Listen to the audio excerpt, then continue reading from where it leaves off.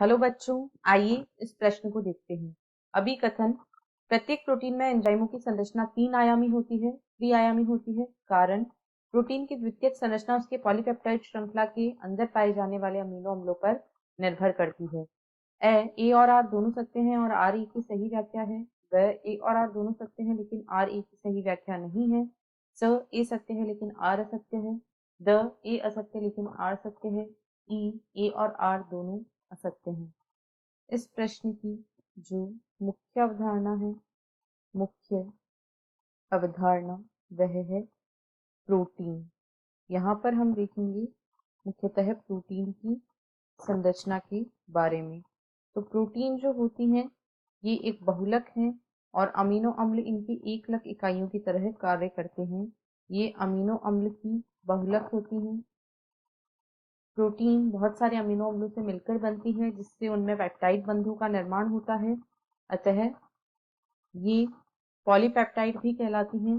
Protein में जो संरचना होती है वह प्राथमिक संरचना, द्वितीयक संरचना तथा तृतीयक संरचना, ये तीनों संरचनाएं यहाँ पर मुख्य रूप से पाई जाती है। इसके अलावा कुछ प्रोटीनों में चतुर्थक संरचना भी पाई जाती है। प्राथमिक, द्वितीयक तथा तृतीयक संरचना।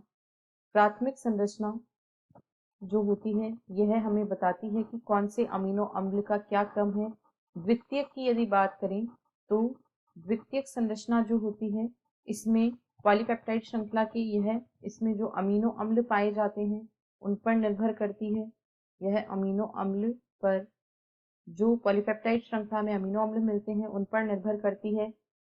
इसमें हाइड्रोजन बंध अमीनो अम्ल जो होते हैं उनके मध्य हाइड्रोजन बंध भी उपस्थित होते हैं। और जो तृतीयक संरचना होती है इसमें यह एक ऐसी संरचना है, एंजाइम जो होते हैं वे सभी ऐसे प्रोटीन जो एंजाइम होते हैं वे त्रिआयामी या तृतीयक संरचना में पाए जाते हैं। अब यदि हम दिए गए अभिकथन और कारण को देखें तो अभिकथन में कहा गया है प्रत्येक प्रोटीन में एंजाइमों की संरचना त्रिआयामी होती है। यह बिल्कुल सही है। कारण में कहा गया है प्रोटीन की द्वितीयक संरचना उसके पॉलीपेप्टाइड श्रृंखला के अंदर पाए जाने वाले अमीनो अम्लों पर निर्भर करती है, तो यह भी बिल्कुल सही है।